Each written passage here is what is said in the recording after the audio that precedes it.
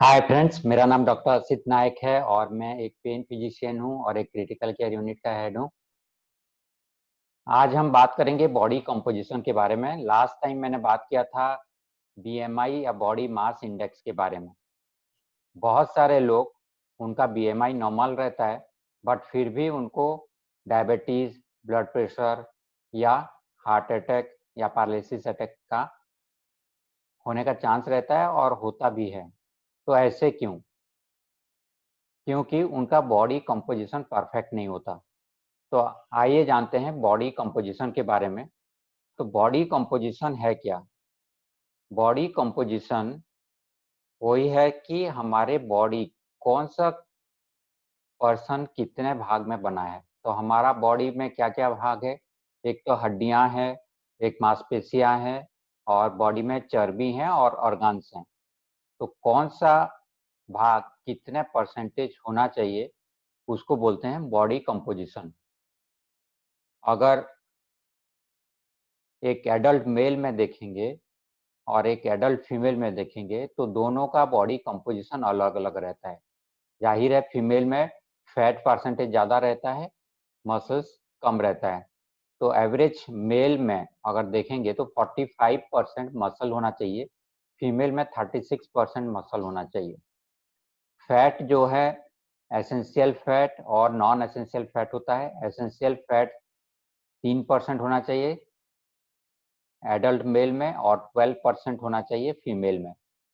Non essential जो storage fat होता है या एडिपोज टिश्यू बोलते हैं, 12% मेल में और 15% फीमेल में होना चाहिए।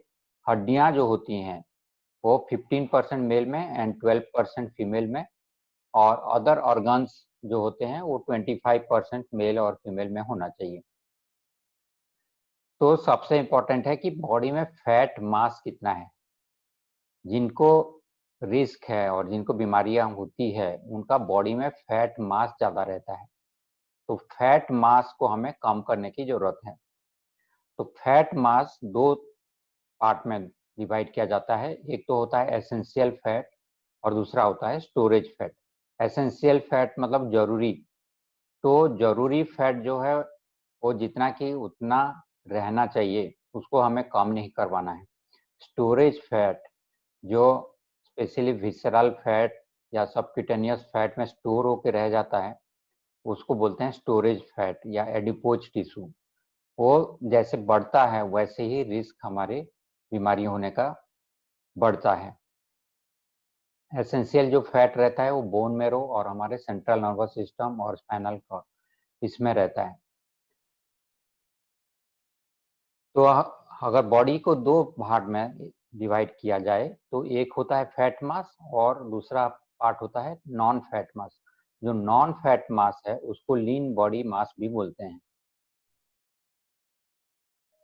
अमेरिकन काउंसिल ऑफ एक्सरसाइज के हिसाब से एसेंशियल फैट जो है एक वुमेन में या फीमेल में 10 to 13% होना चाहिए और मेल में 3 to 5% होना चाहिए। अगर कोई एथलेटिक्स है तो बॉडी में टोटल फैट कितना होना चाहिए? एथलेटिक वुमेन है तो 14 to 20% होना चाहिए, मेल है तो 6 to 13% होना चाहिए। अगर हमें स्वस्थ रहना है, फिट रहना है, तो फिट रहने के लिए फीमेल में 21 to 24% नॉर्मली फैट रहता है और मेल में 14 to 17%। उससे अगर ज़्यादा बढ़ता है, जैसे एवरेज है 25 to 31, 18 to 24 मेल में और 25 to 31 फीमेल में, और ओबीज जो बीमारी है वुमेन में अगर 32% से ज़्यादा है तो ओबीज है और मेल में 25% से ज़्यादा है तो ओबीज है।